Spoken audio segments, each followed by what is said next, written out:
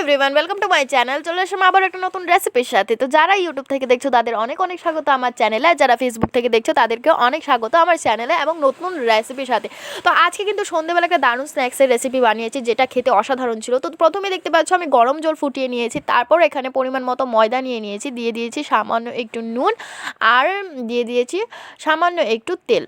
এখানে আমি সাদা তেল ব্যবহার করেছি। তারপর সবগুলো তিনটি উপকরণ ভালো করে কিন্তু মিশিয়ে নিতে হবে ততক্ষণ যতক্ষণ না এরকম করে দলা পাকানো যাচ্ছে, ঠিক আছে। এইভাবে দলা পাকিয়ে গেলেই মনে করবে যে ময়দাটা মাখা ঠিক আছে। তারপরে এখানে সামান্য একটু গরম জল দিয়ে দিয়ে ভালো করে একটা সফট ডো বানিয়ে নিতে হবে, এবং গরম জল দিয়ে মাখলে ময়দাটা কিন্তু খুবই সফট হয়। তারপর কিন্তু এটা রেস্টে রাখার দরকারও পড়ে না, বা তোমরা রেস্টে রাখতেও পারো।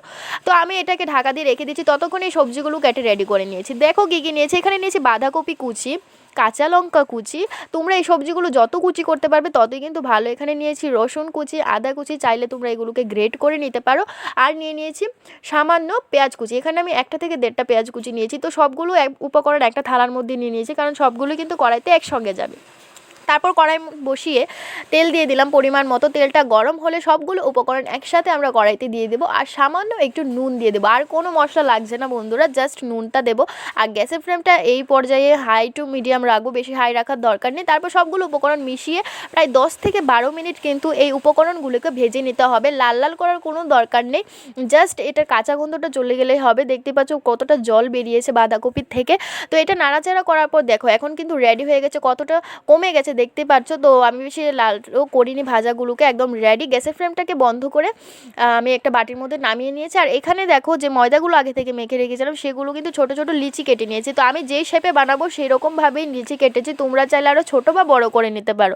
তো এখানে কিন্তু আমি লিচিগুলোকে ভালো করে বেলে নিয়েছি, সবগুলোই বেলিয়েছি, বাট তোমাদের একটাই কিন্তু দেখাচ্ছি। যত পাতলা করে বেলবে ততই কিন্তু ভালো হবে। তো এখানে আমার বেলা কমপ্লিট আছে। তো কিভাবে আমি শেপটা বানাবো সেটাই তোমাদের কাছে একটাই জাস্ট দেখাবো, ঠিক আছে। তো প্রথমে আমি মাঝখান দিয়ে পুরগুলো দিয়ে দিলাম। সামান্য একটু পুর দেওয়ার পর দুই সাইড থেকে এগুলোকে ভালো করে বটে জাস্ট শেষ। আর কোনো ভেজাল নেই, একদম নর্মালভাবে কিন্তু আমি শেপগুলো করেছি। দেখতে পাচ্ছ সবগুলো কিন্তু আমি করে নেব ঠিক সেমভাবে। তো এখানে দুটো করা কমপ্লিট হয়ে গেছে, একটু পরে সবগুলোই করে নিয়েছি। ঠিক সেমভাবে সবগুলো করেছি। তোমরা যেই শেপে পছন্দ করো সেই শেপে কিন্তু বানিয়ে নিতে পারো। তারপর আমি একটা প্লেট নিয়ে নিয়েছি, তোমরা চাইলে এখানে বাটি নিতে পারো। আর একটা ডিম নিয়ে চট করে ডিমটাকে ফাটিয়ে নিয়েছে। ডিমটার মধ্যে সামান্য একটু নুন দিয়ে সবটা ডিম কিন্তু ভালো করে মিশিয়ে নিতে হবে।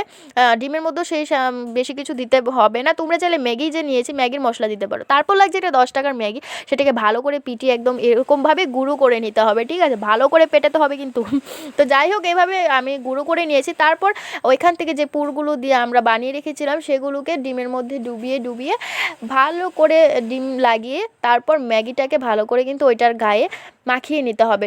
ঠিক যেভাবে করেছি তোমরাও সেমভাবেই করবে। দুপাশ থেকে ভালো করে ম্যাগিটাকে লাগিয়ে নিতে হবে, কিন্তু এর আগে ডিম লাগাতে হবে, ঠিক আছে। তো সবগুলো আমি করে নিয়েছি। তারপর কড়াইতে পরিমাণ মতো সাদা তেল দিয়ে দিয়েছি। তেলটা গরম হয়ে গেলে আগে থেকে বানিয়ে রাখা সেই স্ন্যাকগুলো কিন্তু একটা একটা করে দিয়ে এপিট ওপিট করে লাল লাল করে ভেজে নিতে হবে, এবং গ্যাসের ফ্লেমটা একটু লো রাখতে হবে। দেখতে পাচ্ছ এগুলো কিন্তু হালকা হালকা ফুলে যাচ্ছিলো। তো প্রথমে আমি দুটো ভেজেছি, তারপর সবগুলোই আমি ভেজে নিয়েছি। তো দেখতে পাচ্ছ এখানে লাল লাল কিন্তু হয়ে গেছে। আর এই পর্যায়ে তোমরা সাদা তেল দিয়ে ভাজলে ভালো হবে, কারণ লাল তেল দিয়ে ভাজলে স্মেলটা ভালো হবে না। লাল তেল মিন্স সর্ষের তেল।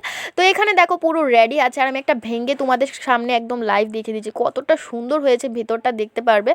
তো তোমরা যারা নতুন আছো চ্যানেলটাকে নিশ্চয়ই সাবস্ক্রাইব করে দিও, যারা ইউটিউবে আছো, যারা ফেসবুকে আছো চ্যানেলটাকে ফলো করে দিও। কেমন দেখতে পাচ্ছ, দেখতে কতটা সুন্দর হয়েছে, আর খেতে জাস্ট অসাধারণ হয়েছিল। বাড়িতে টাইম পেলে একবার হলেও কিন্তু এই রেসিপিটা বানিয়েও খেয়েও, আশা করি ভালো লাগবে। তো ভিডিওটা কেমন লেগেছে কমেন্ট বক্সে জানিও।